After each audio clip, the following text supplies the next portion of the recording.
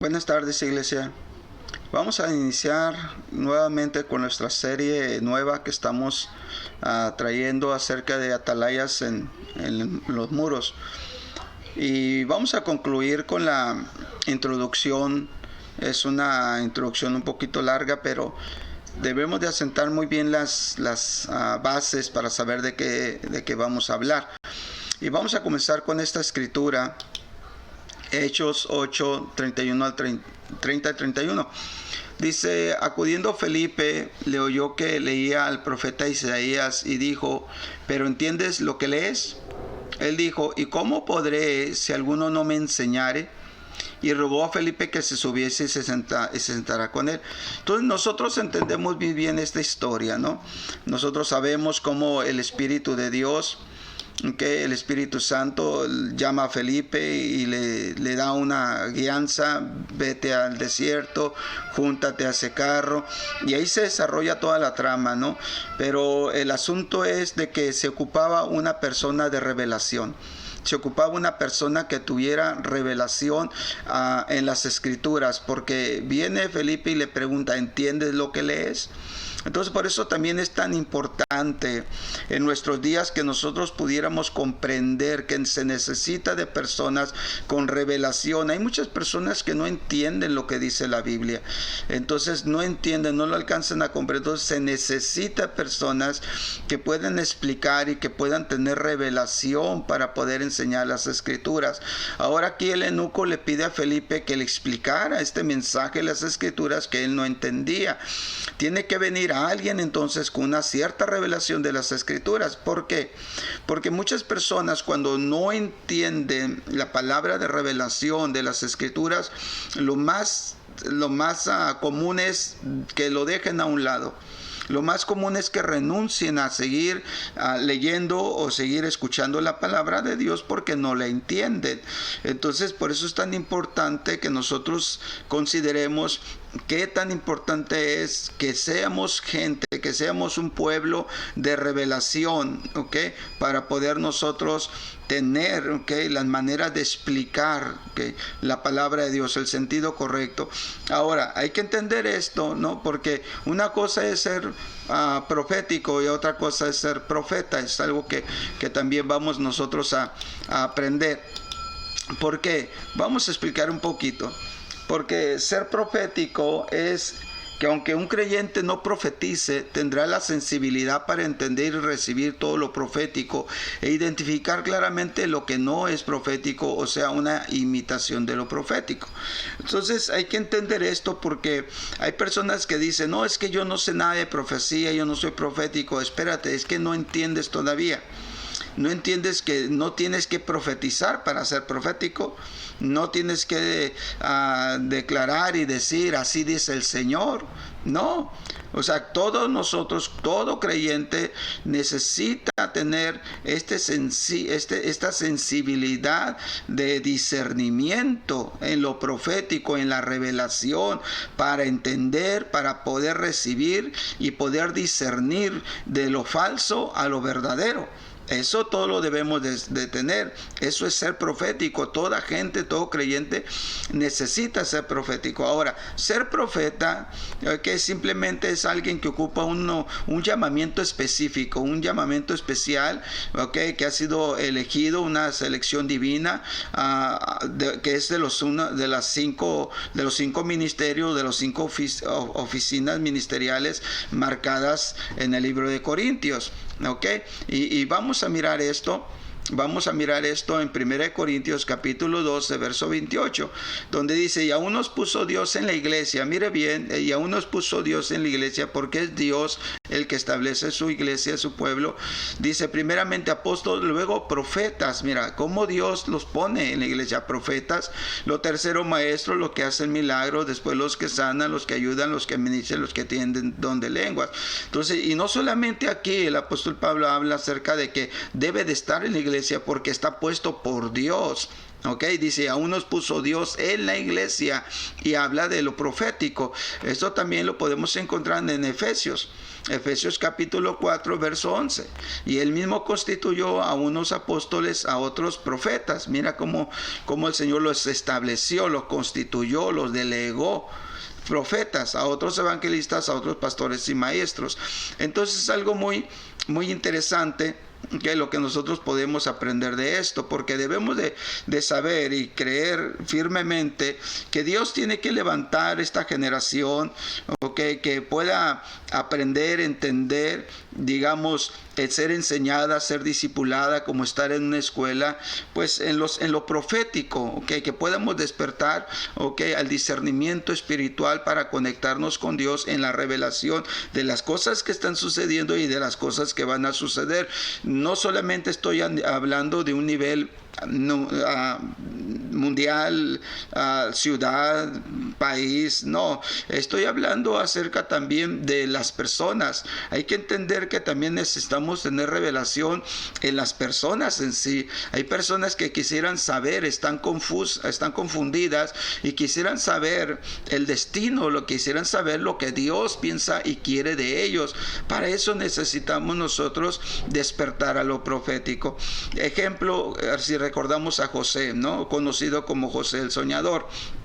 José, pues él fue el que pudo descifrar el sueño de Faraón, que lo pudo descifrar. ¿Por qué? Porque él se movía en ese ambiente. No encontraron a nadie más en todo el reino de Egipto que pudiera descifrar, ¿no?, aquel sueño que Nabucodonosor tuvo. También nos habla de Daniel. Daniel nos habla y dice que él fue entendido en visiones, y también nunca se halló otro semejante como él en este ámbito. También hay una historia de otros hombres, personajes, tanto en el Nuevo como en el Antiguo Testamento, que Dios estableció. Entonces debemos de entender esta verdad. Dios crea al hombre físico, pero para que opere en lo espiritual. Nosotros somos materia, nosotros tenemos un cuerpo de carne, somos físicamente, pero también hay que acordarnos que Dios puso en nosotros esa área espiritual para nosotros poder operar en lo espiritual, no solamente en lo físico, en lo terrenal, sino en lo espiritual. Eso lo vamos a comprender, en el libro de Génesis, capítulo 1, verso 27. Y creó Dios al hombre a su imagen. Esta es la palabra tan importante, imagen. A imagen de Dios los creó, varón y hembra los creó. Entonces, cuando la palabra de Dios nos habla a su imagen, o imagen de Dios los creó, pues es que todos los seres humanos, todos nosotros, no somos únicamente una creación especial de Dios. No somos una creación solamente especial, sino que ha sido creada a su imagen. Eso cambia todo. ¿Por qué? Porque nos creó a su imagen, es decir, nos dotó, fuimos dotados de unas características tales que nos permiten entrar en una relación personal con nuestro Creador, con nuestro Dios, y ejercer como representantes de Dios su gobierno, su voluntad, su señorío aquí en la tierra, aquí en el mundo. Ahora, la palabra imagen que se utiliza aquí, en esta escritura, volvamos a leerla. Dice, y Dios creó al hombre a su imagen. Ahora, esta palabra imagen es muy interesante. ¿Por qué? Porque la palabra imagen nos habla de estatua, nos habla de copia. Es un término que quiere decir una réplica. Y también esta palabra se traduce como sombra. Una imagen muy imprecisa. Es una imagen imprecisa, pero del original. O tal vez quiere decir como una sombra, algo que se aproxima más al original, pero que le faltan las características reales o esenciales. Entonces Dios probó esta naturaleza de su imagen en el hombre. ¿Cómo Dios lo probó? Dios probó esta relación que podría tener con el hombre a través de lo profético, a través de la revelación, y lo hizo de esta manera. Vamos a mirar esta escritura. En Génesis capítulo 2, versos 19 y 20. Jehová Dios formó pues de la tierra a toda bestia del campo y a toda ave del cielo, y los trajo a Adán para que viesen. Escúchelo bien, Dios no le dio la lista, Dios no le dio los nombres, no, dice, y las trajo a Adán para que viese cómo las había de llamar. Y todo lo que Adán llamó a los animales vivientes, ese es su nombre.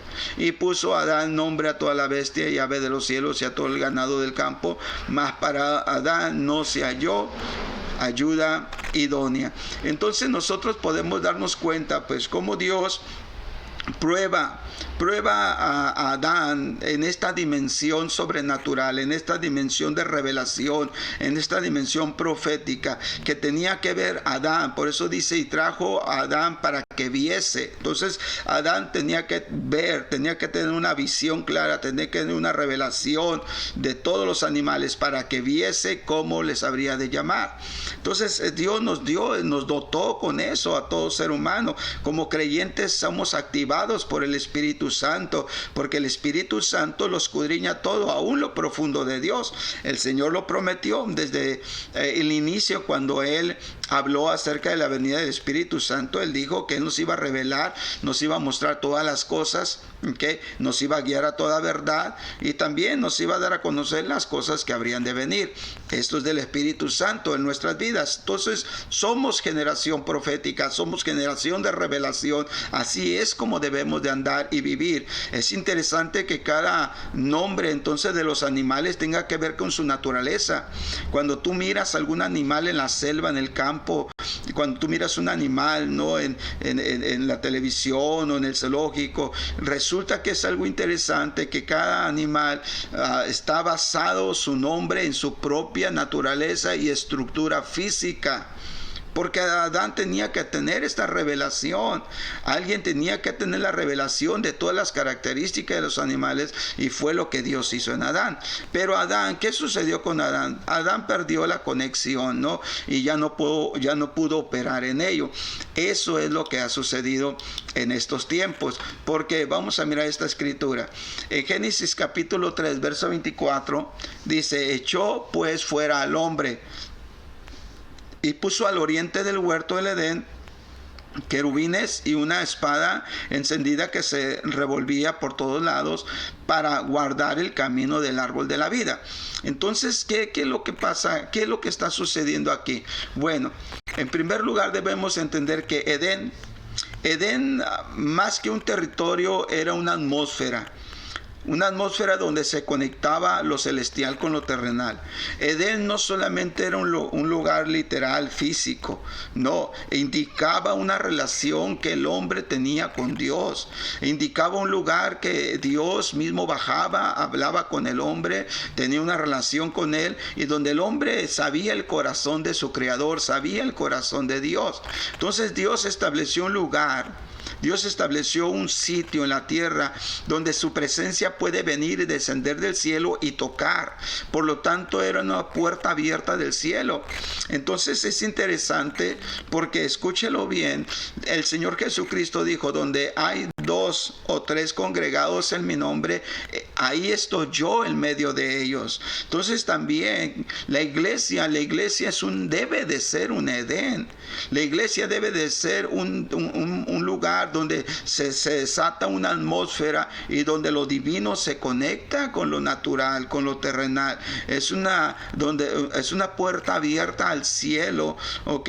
Ese lugar en nuestras vidas. ¿Por qué? Porque es ahí donde despierta nuestra naturaleza espiritual para poder discernir, para poder nosotros mirar por adelantado proféticamente las cosas que han de venir. Estar en la presencia de Dios entonces era tan esencial para poder tener acceso a las instrucciones necesarias. Entonces nos damos cuenta de que muchas cosas se perdieron. ¿Por qué se perdieron? Porque el hombre cayó en pecado.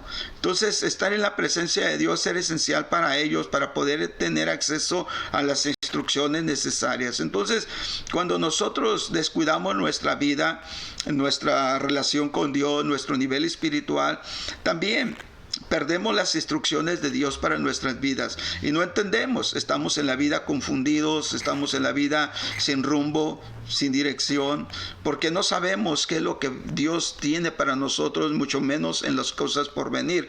Entonces, pero cuando viene el postrer Adán, aquí es algo interesante, que viene el postrer Adán, que es Cristo. Él viene a restaurar la conexión, ¿ok? Y viene a lo que es levantar su iglesia, la iglesia en esta área. Y vamos a mirarlo. Ok, y vamos a estudiarlo con esta escritura. Mire bien, Romanos capítulo 5, versos 17 y 18. Pues si por la transgresión de un solo reinó la muerte, mucho más reinará en vida por un solo, Jesucristo. Los que reciben la abundancia de la gracia y del don de la justicia. Así que, como por la transgresión de uno vino la condenación a todos los hombres, de la misma manera, por la justicia de uno vino a todos los hombres la justificación de vida. Entonces el apóstol Pablo habla acerca de que este postrer Adán, este postrer hombre, Jesucristo, por medio de él viene a restaurar nuevamente esta relación que podemos tener con Dios. Por lo tanto, hoy, por medio de Jesucristo, entonces nosotros podemos restaurarnos en Dios, poniendo nuestras vidas en una posición óptima. ¿Para qué? Para nosotros poder recibir la palabra, la revelación, para poder recibir las cosas que habrían de venir, a través del Espíritu Santo, y que nosotros tuviéramos ese ambiente necesario. Entonces, aunque Pablo aquí está enfatizando en la diferencia entre Adán y Cristo, aquí nos muestra que las asociaciones de cada uno determinó el destino de muchos. Entonces, así que como por la transgresión de uno vino la condenación a todos los hombres, dice, de la misma manera por la justicia de uno vino a todos los hombres la justificación de vida. Entonces viene a tomar esto sentido. Entonces cuando habla de justificación de vida, nos habla la palabra zoe. Esta palabra es muy interesante, justificación de vida. Vida zoe, del griego, que de ahí es donde viene la palabra zoología, y esta palabra se emplea en el Nuevo Testamento de la vida como un principio, o sea, vida en el sentido absoluto, vida como la que tiene Dios, aquello que el Padre tiene en sí mismo y que Él dio al Hijo encarnado que tuviera vida en sí mismo. Entonces el Señor viene a restaurarnos, el Señor Jesucristo, para justificarnos, una justificación de vida. Por eso dice que todo aquel que en él crea no se pierda, mas tenga vida eterna, que es la vida zoe, es la vida como el principio, es la vida como la que tiene Dios, para que tengan vida y vida en abundancia. En otra ocasión dijo Jesucristo, a lo cual él vino. Entonces podemos entender lo importante, pues, de que el Señor Jesucristo vino a activarnos, en lo profético, en la revelación a nuestras vidas. Entonces podemos mirar y entender esta verdad aquí. Mire con atención. Intercesores, atalayas en los muros. La oración de intercesión es para dar a luz los pensamientos y la voluntad de Dios. Porque muchas personas pudieran preguntarse, ¿para qué me sirve a mí? ¿Para qué me sirve entender? ¿Para qué me sirve estudiar? ¿Para qué me sirve conocer lo que Cristo Jesús vino a restaurar en mi vida? Para yo poder recibir la palabra profética, para yo poder ser persona profética que pueda discernir las cosas que están sucediendo y las cosas que vendrán. Bueno, en primer lugar, esa es la función del Espíritu Santo.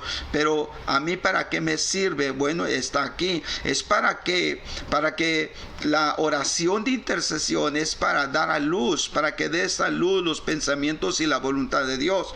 Por eso es que hoy lo único que se da a luz, son simplemente doctrinas y mandamientos de hombres. Son solamente cuestionamientos de personas. Es interesante que las personas estén, o las iglesias a veces están más preocupadas en cómo se desarrolla su sistema, cómo se desarrolla su estructura, más que dar a luz los planes de Dios, los propósitos de la voluntad de Dios. Okay, eso es algo muy serio, importante, porque entonces estamos siguiendo solamente un sistema, no estamos siguiendo los planes y los pensamientos de Dios, los cuales tendríamos nosotros que estar dando a luz. Entonces es algo muy importante que debemos entender, y vamos a mirar entonces esta escritura para todavía estar más conscientes de esto. Es el libro de Amos, capítulo 3, versos 7 y 8. Dice de esta manera: porque no hará nada Jehová, el Señor, sin que revele su secreto a sus siervos los profetas. Si el león ruge, ¿quién no temerá? Si habla Jehová el Señor, ¿quién no profetizará? Y esto es muy interesante. ¿Por qué es muy interesante? Porque el Señor siempre está en espera que alguien le oiga. Siempre Dios está en espera que alguien pueda dar a luz sus diseños, sus planes, sus propósitos. Entonces el Señor tiene algo que Él le llama secretos, sin que revele su secreto a sus siervos, los profetas. Esto es algo muy interesante. ¿Por qué? Porque cuando hablamos esta palabra o estudiamos esta palabra secreto, o sea, su propósito escondido de todos, porque hay cosas que Dios tiene escondidas y dice que Él quiere revelar su secreto, las cosas escondidas, hasta que esta revelación, dice, secreta, dice, sea revelada, es porque hay alguien ahí que las pueda oír, es alguien ahí que las puede entender, Ejemplo, dice esta escritura: Jehová dijo, encubriré yo a Abraham lo que voy a hacer, habiendo de ser Abraham una nación grande y fuerte, y habiendo de ser benditas en él todas las naciones de la tierra. Nosotros nos damos cuenta y podemos recordar esta escritura cuando Dios determinó destruir a Sodoma y Gomorra. Él determinó destruirlos, pero no se lo encubrió a Abraham.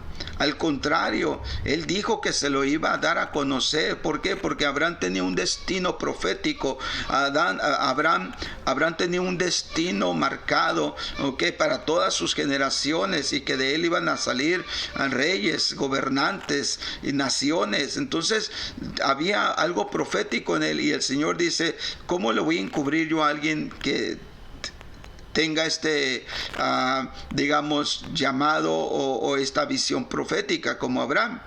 Entonces, cuando hay alguien que es profético, cuando hay alguien que entiende que se necesita la revelación de la palabra de Dios para poder dar a luz los diseños divinos, los diseños del cielo, entonces es a ellos que Dios les va a descubrir su secreto.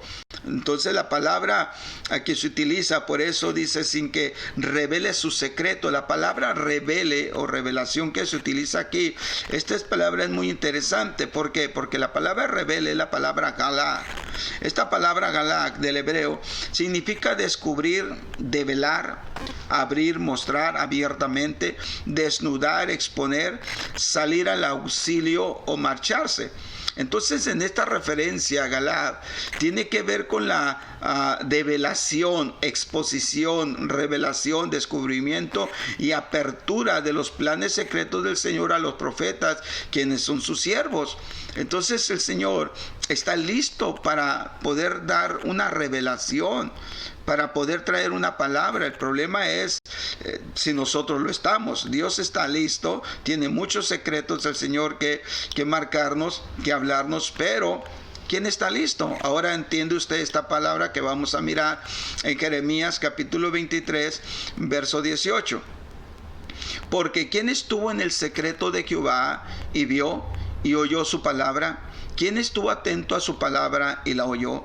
Entonces muchas veces nosotros dejamos de ir al lugar secreto, dejamos de ir a ese lugar, a esa intimidad con Dios, a esa relación que debemos de tener con Dios. Y es por eso que no estamos oyendo lo que el cielo está hablando, no estamos oyendo lo que Dios nos está diciendo. Entonces, porque hay un lugar secreto, porque ¿quién estuvo en el secreto de Jehová y vio y oyó su palabra? palabra. Esto es algo muy, muy interesante. ¿Por qué? Porque esto nos hace recordar también cuando el Señor Jesucristo habló acerca de la oración. Y Él dice, mas tú cuando ores, entra a tu aposento, entra a tu lugar privado, entra a tu secreto. Dice, y tu Padre que ve lo secreto, dice, te recompensará en público. Entonces quiere decir que esto no ha cambiado, tanto del Antiguo como el Nuevo Testamento. No ha cambiado lo que Dios anda buscando, de hombres y mujeres que tengan una relación con el Señor y un secreto, que tengan esa relación en el cual puedan escuchar lo que se está diciendo en el cielo para poderlo dar a luz aquí en la tierra. ¿Quién estuvo en el secreto de Jehová?, pregunta el profeta. La palabra secreto entonces evoca aquí la idea de una reunión confidencial. Escúchalo bien. La palabra secreto no significa que hay que apartarnos a una montaña nada más, o no significa que no podemos orar en voz alta, no significa que no podemos venir a reuniones de oración congregacional. No, la palabra secreto aquí evoca aquí a la idea de una reunión confidencial. Que tú entres ahí, a ese lugar con Dios, confidencial, destinada a tomar una decisión en común acuerdo. El verdadero profeta entonces tiene acceso a la intimidad del Señor y por eso puede comunicar su palabra. Entonces debemos de tener, debemos de ser personas, gente profética, gente de revelación, para poder encontrar esta relación íntima con Dios y poder entender los acuerdos que Dios está haciendo. Entonces es algo muy, muy especial. Bueno, vamos a entender entonces esta palabra aquí para que podamos tomar este ejemplo. En 1 Samuel 1:11, e hizo voto diciendo, Jehová de los ejércitos, si te dignases a mirar la aflicción de tu sierva y te acordases de mí y no te olvidares de tu sierva, sino que dieses a tu sierva un hijo varón, yo lo dedicaré a Jehová todos los días de su vida y no pasará navaja sobre su cabeza. Esto nos está hablando, usted sabe el contexto de Ana, la mamá de Samuel, pero aquí hay algo que yo quiero tomar como ejemplo. ¿Por qué? Porque ella hace una determinación. ¿Y qué determinación hace? De buscar del Señor, pero a mí me llama la atención de que ella necesitaba dar a luz, pero eso que ella iba a dar a luz iba a ser profético. ¿Okay? Iba a ser un ser que iba a estar destinado para poder escuchar a Dios. Entonces, escúchelo bien, quiere decir que debería estar en su vientre. O sea, tú no puedes interceder por algo que no está en tu vientre. Entonces necesitamos, cuando tú tengas algo dentro de ti, cuando a ti te preocupe una situación, cuando a ti realmente te preocupe tu esposa, tu esposo, cuando a ti te preocupe realmente tus hijos, la iglesia, porque hay veces que nosotros nos preocupan, pero humanamente, no nos preocupan en su destino profético, no nos preocupan en su destino que tienen con Dios, porque si a ti y a mí nos preocupara, entonces y estuviera en nuestro vientre, nosotros daríamos a luz lo que Dios tiene para ellos, diseñado para ellos. Entonces es algo interesante lo que está sucediendo en esta historia de Ana, pidiendo dar a luz a su hijo, porque mencionó que tendría que ser varón, Samuel, pero para que fuera profético. Entonces nosotros no podemos interceder por algo que no está en nuestro vientre, debe de estar en nosotros mismos, ¿no? Ana dio a luz una generación profética, porque nosotros podemos orar generalizando. Nosotros podemos orar diciendo, Señor, pues que se haga tu voluntad. Señor, pues ahí te los encargo, haz con ellos lo que quieras. Pero no tenemos nosotros una palabra del cielo para ellos. Entonces Dios permitió la esterilidad física para que primero tuviera un embarazo de una generación profética. Entonces primeramente Dios la llevó a una situación crítica. Dios la llevó a una situación de burla, de afrenta, de humillación, porque era lo que le acontecía a Ana, por ser estéril. Entonces Dios la lleva a ese punto. ¿Para qué? Para que ella naciera dentro de ella primeramente un deseo para que pudiera ella en su vientre dar una generación profética, no solamente dar a luz un hijo más, sino que fuera algo diferente. Entonces, por eso es que la Biblia nos habla y nos enseña y nos dice: Dios revela sus secretos a los que le temen.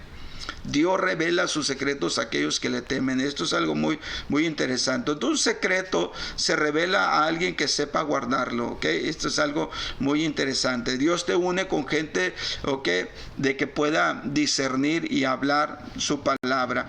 Cuando la iglesia, hermanos, son proféticas, es más fácil hacer la obra con gente porque no le tienes que explicar nada. O sea, por eso es importante cuando empiezas a tú hablar con gente, cuando en la iglesia hay gente de revelación, gente que puede discernir lo profético, que puede discernir y puede dar a luz los planes de Dios. Se trabaja muy cómodamente, se trabaja de una manera con más libertad, se trabaja con más confianza. ¿Por qué?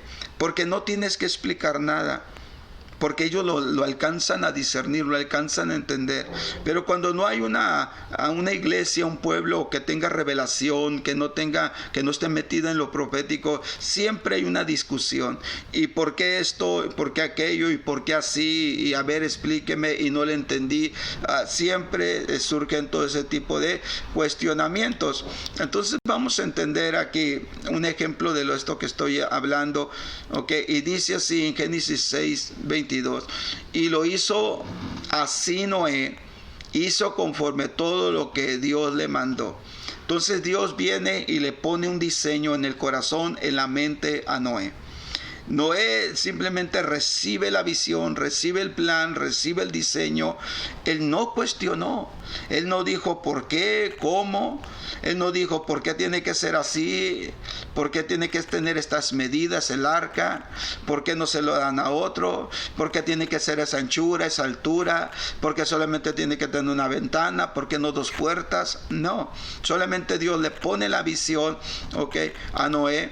Y Noé, dice la escritura, hizo conforme a todo lo que Dios le mandó. Eso es solamente lo que hizo Noé, ¿ok? Entonces la fe de Noé triunfó, pero ¿sobre qué?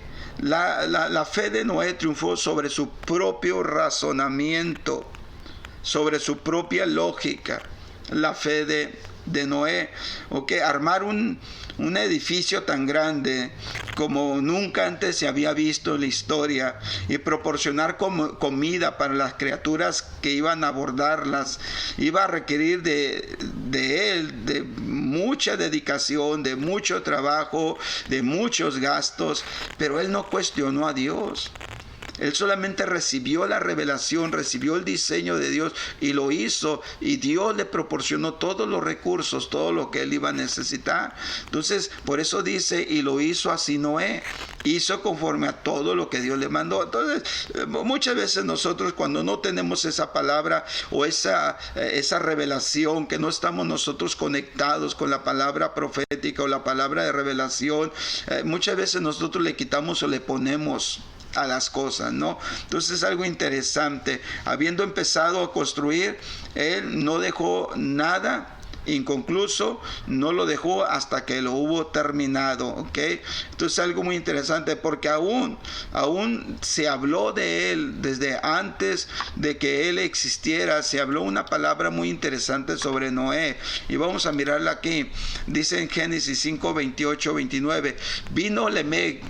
Dice, vivió Lemec 182 años y engendró un hijo, y llamó su nombre Noé, diciendo, este nos aliviará de nuestras obras y del trabajo de nuestras manos a causa de la tierra que Jehová maldijo.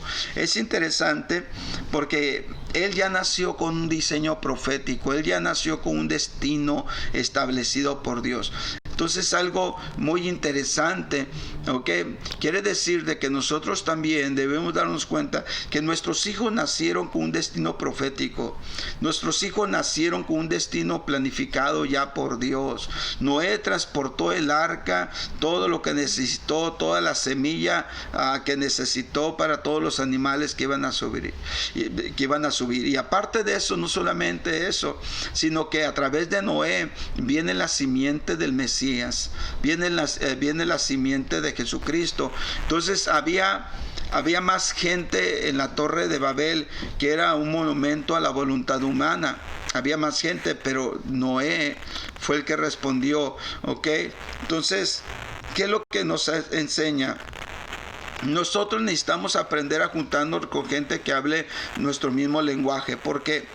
Porque si recordamos, como ya lo mencioné, la Torre de Babel, todos hablaban una misma palabra, pero todos los que hablaban un mismo sentir era simplemente una pura voluntad humana.